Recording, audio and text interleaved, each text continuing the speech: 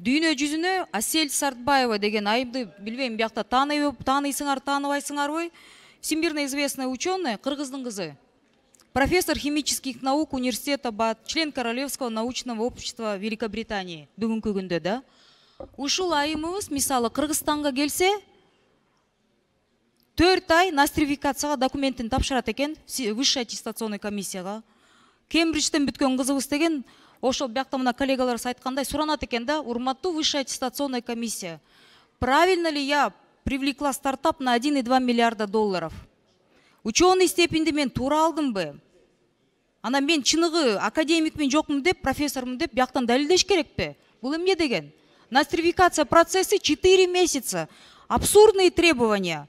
Докажите, пожалуйста, предложенные в диссертации автором новые решения должны быть строго аргументированы и критически оценены по сравнению с другими инвестиционными известными решениями. Решениями где? Урматтуу высшая аттестационная комиссия. В Кыргызстане, в Академии наук, Улуу Британияда жүргөн кызыбыз, мисалы, бияктан келип далилдеш керек экен да. Туурабы? Анан ушундай талаптарды биз коюп жүргөнүбүз менен дүйнө жүзүндө PhD деңгээлин алган профессорлор, миллиардтап стартапты алган биздин жаштарыбыз Кыргызстанга өмүрү кайтып келишпейт. Потому что коррупция. Нострификация дипломов – это коррупция, Расул Мырза. И все, кто сопротивляется PhD, вы отстали, вы коррумпированы, и вы никогда акылдуу жаштарды Кыргызстанга келип, биздин мамлекетибизди көтөрөбүз дегенге каршы деген адамдарсыңар. Кыргыздын душманы ушул адамдар. Эптеп ушул кызматта 30 жылда отурайын, пул чогултайын, акча чогултайын деген адамдар отурат алкы жерде менин астымда. Бүт Кыргызстан баары тааныйт. Белгилүү адамдарсыңар. Аспиранттарыңардан акча аласыңар. У нас маленькая страна, баары билишет. Токтотпойлу, биз астыга жылбайлыбы, экономикадан эмнемиз менен мактанабыз. Акылдуу кыздар балдар стейтакта жүрүшөт. Тентибейт. Алар окатын кылып жүрүшөт. Бирок бияка келип мамлекетибизди көтөрөбүз дегенге умтулушпайт. Саясатка аралашабыз дегенде да бут тозушат биздикилер. Слишком умный или слишком умная деп. Мен 30 жыл отурам, менден ашып кетпе деп. Ичи тарлык, көрө албастык, и в профессуре то же самое. Сколько такое будет продолжаться? Нострификацияны мен таңгала, мага канча жазып кайрылып атышат. 4 месяца. Что вы рассматриваете? Гарвардтан, Оксфордтан, Лига Плющадан бүт келген университеттердин жанында что вы сможете им доказать? Они не глупее вас. Не в смысле вы не умнее, но они не глупее многих. Но и то вы 4 месяца заставляете за вами ходить. А ягында түңүлөт да, мага Нью-Йорктан предлагают. Мага теги килтеген университеттерден профессуру предлагают. Зачем я буду здесь торчать? Мен өз мекеним сыйлабайт деп. А из-за маленького такого чиновника... Урматтуу депутаттар, PhD илимий даража болбошу керек деген талкуунун өзү уят да. Биз бүт дүйнөгө интеграция болушубуз керек. Мен башка алысты айтсам, айтпай эле коеюн мына. Казакстанда мына ошол жерде отурасыңар, мына академиктер, замминистр баарың отурасың. Казакстанда азыр кандидат наук, доктор наук дегендер жок.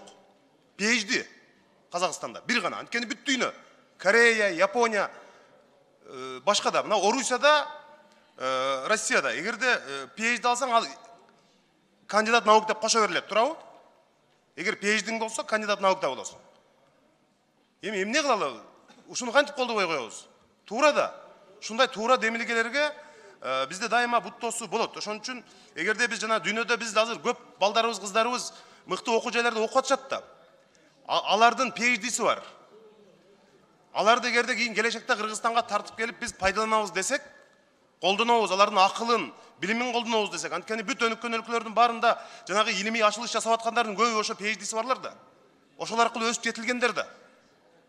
Мына кошуна Казакстан, мен башканы айткан жокмун.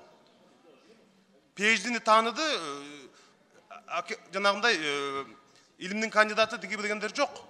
Ошон үчүн биз жанагындай чыныгы илимпоздорду таанышыбыз керек да. Расул Азбекович, бизде мына бир эле суроого жооп бериңизчи, мына канча илимдин кандидаты бар, канча PhD? Бүгүнкү күнгө карата 5313 илимдин кандидаты бар. Илимдин кандидаты 5313. 5313 илимдин кандидаты бар. Официалдуу ВАКтан нострификациядан өткөн 30 гана PhD доктор бар. Мына ушул жооптон башка менимче суроо болбош керек да. илимдин кандидаты болуш 5300 канча болуп атат, PhD'ни алыш, мына илимпоз болуш деген канчалаган тартип, канчалаган чоң сыноодон өткөндөн кийин анан алынат. 30 экен мына. Ошон үчүн мындай бул мыйзам долбоорун сөзсүз колдошубуз керек деп ойлойм. Мына Казакстан, Орусия мына ушундай кадам менен баратат. Алар таан Орусия артка кайтты, ал чечимден баш тартты дегенин бардыгы туура эмес. Ошон үчүн бул мыйзам долбоорун колдойбуз. Рахмат. 4-нчү микрофон. Assalamu alaikum. Илим маселеси өтө актуалдуу. Ким илимден артта калса, экономикасы артта калат, социалдык тармактар артта калат, идеология, деңгел, өсүп өнүгүү бардык жактан артта калат. Бирок мына нострификациясы маселеси. Гарвардтан жактап келсе деле PhD'ни, Кембриджден, Оксфордтон, Токио университетинен жактап келсе деле бул жактан нострификацияны өтүш керек. Англиянын илими каякта, биздин илим каякта. Азыр жакында билесиздер, химиктер высокочувствительный газовый сенсор дегенди ойлоп тапты, ракты алдын алыш үчүн. Дүйнөдө ушундай илим ашыктар болуп атат, бизде барбы акыркы жолу кыргыз окумуштусу бирдем ойлоп тапты деген. Эми ошол окумуштар отуруп алып туруп, Гарвардтан жактап келгендердин илимин жарайт, жарабайт, туркулукту өткөзөбүз деген менимче туура эмес го. Жок деген университеттин атын сыйлайлы да. Ушуну эске алып койсоңуздар, нострификация деген дагы бир коррупциялык схема. Эми элестетип көрүң, мен катуу айтпайын. Мерседес заводунан чыгып келген аппаратураны Атараванын же болбосо Жигулинин заводунан өткөзүп атасыздар да, ушуга ылайык болуш керек, биздин стандартка ылайык келиш керек депчи. Эми өзүбүзгө сын көз менен карабасак болбойт. Япония кайда кетти, Англия кайда кетти, Германия кайда кетти, биз кайда жүрөбүз? Адамдар Марска конуп атат. А биз болсо жүрөбүз, биз болсо молекула менен электрондун өз ара взаимодействиясын иликтеп атабыз деп бир мурдагы микроскопторду карап отурабыз. Ошо нострификация маселесин караңыздар. Бул чоң коррупция. Чоң рахмат.